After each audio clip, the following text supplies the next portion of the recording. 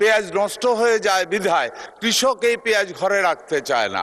সে মনে করে রাখলেই পচে যাবে, যত দ্রুততম সময় আমি বিক্রি করে দেই। তখন চাহিদার থেকে সরবরাহ বেড়ে যায় এবং দামটা কমে যায়। একেবারে সঠিক জায়গায় উনি প্রশ্ন করেছেন, সঠিক প্রশ্ন করেছেন। এটা দেশের জন্য একটা বড় ধরনের সমস্যা ছিল। মাননীয় স্পিকারের কথা সত্য, বাংলাদেশে যে পরিমাণ পেঁয়াজ উৎপাদন হয়, বিশেষ করে রাজবাড়ী উপজেলা পেঁয়াজ উৎপাদনের জন্য অত্যন্ত গুরুত্বপূর্ণ একটা জায়গা। যে পরিমাণ পেঁয়াজ উৎপাদন হয়, এই পেঁয়াজ শুধু সঠিক সংরক্ষণ করতে না পারাতে 25 থেকে 30% পেঁয়াজ নষ্ট হয়ে যায়। এবং এরই মধ্যে আমাদের নতুন যে আমরা এয়ার ফ্লোয়িং মেশিনের মাধ্যমে যে সংরক্ষণ চালু করেছি, আমি আমার আগেই বলে দিয়েছি, এটা ওই যেই উপজেলাগুলিতে পেঁয়াজ উৎপাদন হয় ওই জেলাগুলিতে আগামী কিছুদিনের মধ্যে আমরা অ্যাজ আর্লি অ্যাজ পসিবল এটাতে ট্রাই করে দেখা গেছে 8 থেকে 9 মাস পর্যন্ত ওই নিয়মে পেঁয়াজ সংরক্ষণ করা যায় এবং সেখানে অপচয় মাত্র 2 থেকে 4%। শুধু অপচয়টা যদি রোধ করা যায় তাহলে পেঁয়াজ একেবারে স্বয়ংসম্পূর্ণ হয়ে যাব। আমরা ওই সংরক্ষণের ওই মেশিনগুলি, যা এয়ার ফ্লো মেশিন যেটা, এটা 8 থেকে 10,000 আমরা খুব দ্রুততম সময় দেওয়ার ব্যবস্থা করছি। এবং এই মেশিনগুলি আমরা প্রায় 1,000 শুধু এই 2-3টা উপজেলাতে আমরা আগামী সিজনে দেওয়ার ব্যবস্থা করার জন্য আমরা চিন্তা ভাবনা করছি। এটা হয়ে গেছে। আমরা আশা করি এতে করে বাংলাদেশের কৃষক পেঁয়াজ অপচয় থেকে বেঁচে যাবে, এই ক্ষতি থেকে বেঁচে যাবে এবং বাংলাদেশ পেঁয়াজে স্বয়ংসম্পূর্ণ হবে ইনশাআল্লাহ। ধন্যবাদ আপনাকে মাননীয় স্পিকার। জনাব আতিকুর রহমান মুজাহিদ, কুড়িগ্রাম 2। মাননীয় স্পিকার, আপনাকে অসংখ্য ধন্যবাদ। আমার প্রশ্নটা হচ্ছে, সব তো দক্ষিণবঙ্গের প্রশ্ন শুনতেছি, একটু উত্তরবঙ্গের রংপুর অঞ্চলের কথা বলি।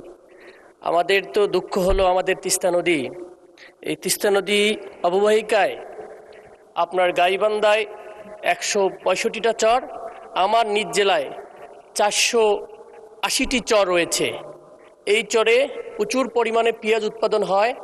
গতকাল আমি ভিজিট করে এসেছি, কিন্তু সেখানে পেঁয়াজের মূল্য দেখলাম মাত্র 500 থেকে 600 টাকা, যেগুলোকে 1000-এর অধিক হলে সেই কৃষকগুলো লাভজনক হতো। দ্বিতীয়ত, আমার অঞ্চলের মানুষ তো এমনিতেই অনেক বেশি গরিব, সেই অঞ্চলের মানুষগুলোকে সেই চর অঞ্চলে কীভাবে শিল্প উদ্যোক্তা বানানো যায় এবং চর বেষ্টিত, এর পাশাপাশি ডাল রয়েছে, ভুট্টা রয়েছে এবং আরও ছোট ছোট কিছু জিনিস আছে, সেগুলোর ক্ষেত্রে আমাদের কৃষিমন্ত্রী কোনো ধরনের রংপুর বেস, পার্টিকুলারলি আমাদের কুড়িগ্রাম বেস এগ্রি ইন্ডাস্ট্রি ব্যাপারে কোনো ধরনের পরিকল্পনা করবেন কিনা, আমরা এটাকে জানার ইচ্ছা ছিল আর কি।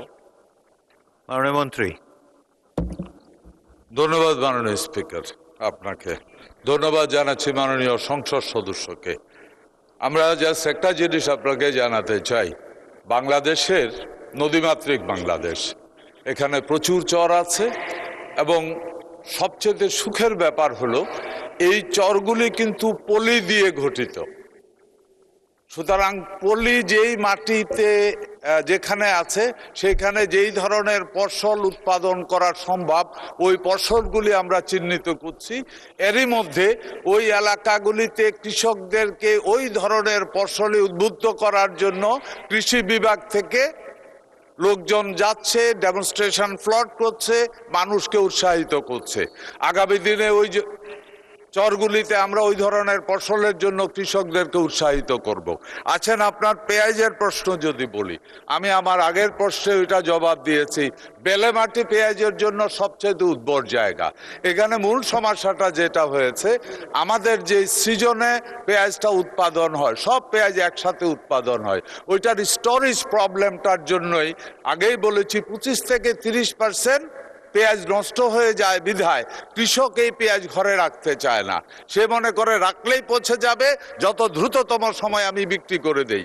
তখন চাহিদার থেকে সরবরাহ বেড়ে যায় এবং দামটা কমে যায়।